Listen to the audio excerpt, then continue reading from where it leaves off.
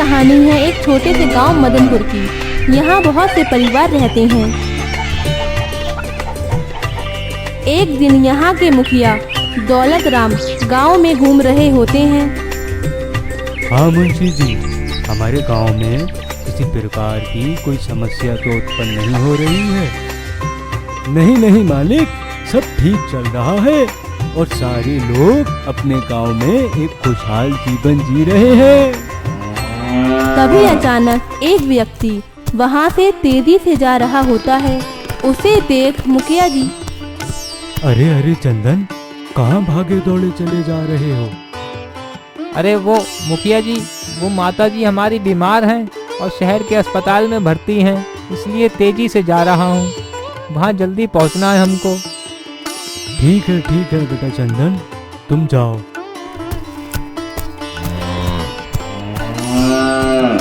मुखिया जी सोचने लगते हैं, अगर गांव में ही एक अस्पताल बन जाए तो इस समस्या का भी समाधान हो जाएगा। कुछ दिन बीतने के बाद मुखिया दौलत राम का बेटा सोनू शहर से डॉक्टरी पढ़कर गांव में वापस आता है। अपने बेटे को देख मुखिया जी खुश हो जाते हैं।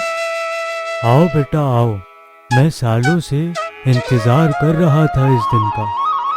क्यों पिताजी, इस दिन का ही इंतजार क्यों कर रहे थे आप? क्योंकि बेटा, मैंने तुम्हें पढ़ा लिखा कर इसलिए डॉक्टर बनाया है ताकि तुम गांव में अपना अस्पताल बनाओ और गांव वालों की सेवा करो। अब ये बात पूरे गांव में फैल जाती है कि मुखिया का बेटा डॉक्टर बनकर आ गया है। सुना भैया तुमने, मुखिया जी का बेटा बहुत बड़ा डॉक्टर बन के आया है। हाँ, अब गांव में डॉक्टर और अस्पताल की कमी भी पूरी हो जाएगी। कुछ दिन बीतने के बाद मुखिया जी गांव में एक अस्पताल बनवाते हैं। अस्पताल बनने के बाद उसमें गांव के लोगों का इलाज होना शुरू हो जाता है। बेटा सोनू, तुम्हारा बहुत बहुत धन्यवाद। तुमने हमारी माता जी को ठीक कर दिया भाई। अरे अरे चाचा जी, कैसी बातें कर रहे हैं? ये तो मेरा कर्तव्य है। डॉक्टर सोनू गांव के कई लोगों को अपने इलाज से ठीक कर देता है। इससे गांव वालों में डॉक्टर सोनू के लिए विश्वास बढ़ जाता है और उसके अस्पताल में मरीजों की लाइन लगना शुरू हो जाती है। सब कुछ ठीक चल रहा होता है। एक दिन डॉक्टर सोनू बैठा सोच रहा होता है, क्यों ना मैं एक अस्पताल पड़ोस वाले गांव में खोल लूं? इससे मेरा नाम भी होगा और मेरे पास बहुत सारा पैसा भी आएगा। डॉक्टर सोनू के मन में लालच आ जाता है और वह अधिक पैसा कमाने के लिए अपने मरीजों को नकली दवाइयां देने लगा और उसके पास पैसा आना शुरू हो गया।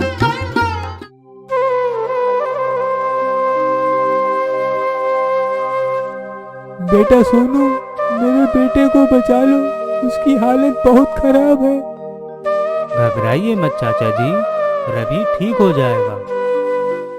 डॉक्टर सोनू उसका इलाज नकली दवाइयों से करता है और सदन से बहुत से पैसे जमा करवा लेता है। सोनू बेटा, अब मेरे बेटे रवि की हालत कैसी है? मैंने सारा पैसा जमा कर दिया है, बस तुम उसे जल्द से जल्द ठीक कर दो। देखिए, घबराने वाली कोई बात नहीं है। आपके बेटे का इलाज चल रहा है, फिर ठीक हो जाएगा। नकली दवाइयों से इलाज होने के कारण रवि की मौत हो जाती है, पर डॉक्टर सोनू ये बात किसी को नहीं बताता है और उसका इलाज करता रहता है और सदन को लूटता रहता है।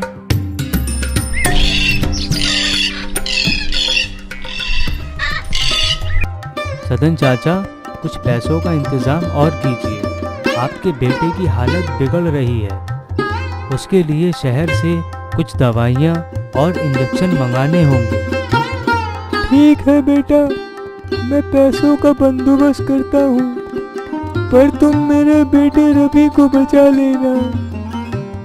सदन अपना घर खेत बेचकर सारा पैसा रवि के इलाज में लगा देता है ताकि रवि ठीक हो जाए।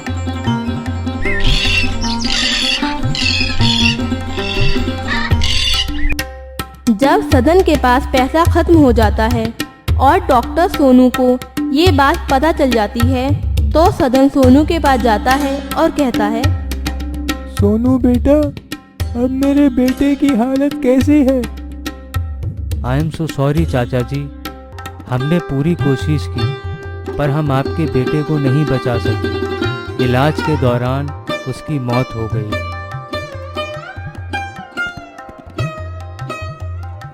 क्या मेरा बेटा मर गया?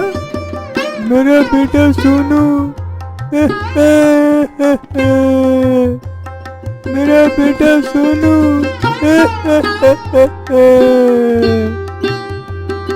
सदन अपने बेटे रवि की लाश लेकर वहां से चला जाता है और उसका अंतिम संस्कार कर देता है।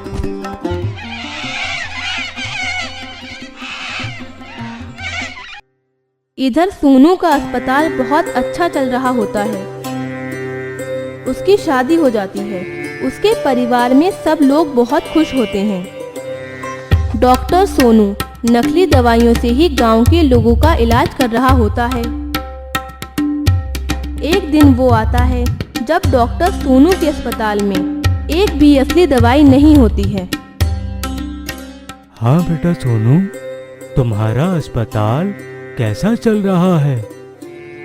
मालिक, आप सोनू बाबा से क्या पूछते हैं, हम आपको बताते हैं। हमारे सोनू बाबा ने तो मुर्दों में जान डाल दी है। अपनी ईमानदारी और निष्ठा के साथ गांव वालों की सेवा में लगे पड़े हैं।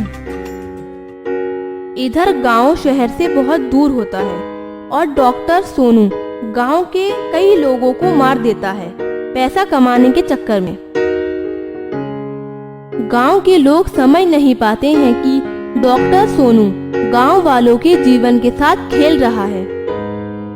अब डॉक्टर सोनू की सच्चाई सबके सामने आए तो कैसे, इस बात को कोई नहीं जानता है कि गांव के अस्पताल में नकली दवाइयों के माध्यम से इलाज हो रहा है। कुछ दिन बीतने के बाद हाँ छगन चाचा, आपने जमीन के कागजात तैयार कर लिए? मैंने पैसों का बंदोबस्त कर लिया है। जमीन के कागज तैयार हैं बेटा। इधर तुम जमीन का पैसा दो, इधर जमीन तुम्हारी हो जाएगी बेटा। चलो बढ़िया है। वैसे भी मैं यहाँ जमीन देखने ही आया हूँ कि कब निर्माण कार्य शुरू कराया जाए। इधर मुखिया दौलत राम की बहुत हालत खराब हो जाती है।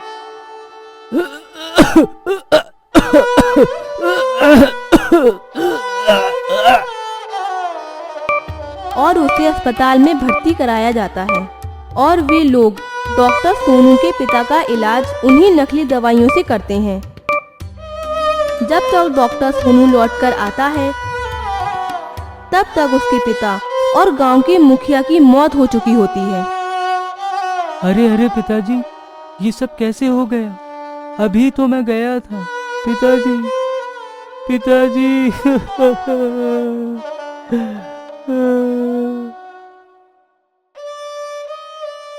पिता की मौत से डॉक्टर सोनू को बहुत गुस्सा आता है, पर उसकी आंखें नहीं खुलती हैं और वह नकली दवाइयों के माध्यम से ही गांव वालों का इलाज करता रहता है। कुछ दिन बीतने के बाद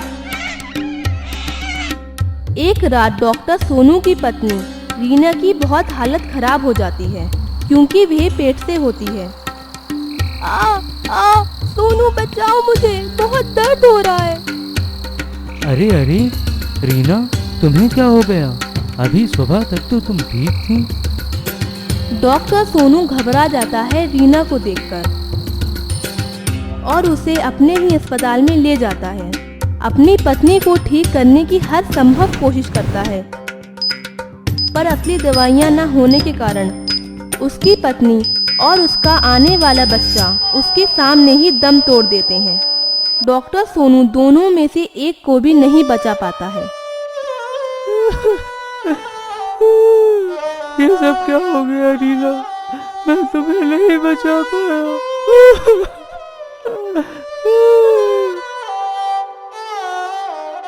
डॉक्टर सोनू ये सब देखकर टूट सा जाता है और रोने लगता है।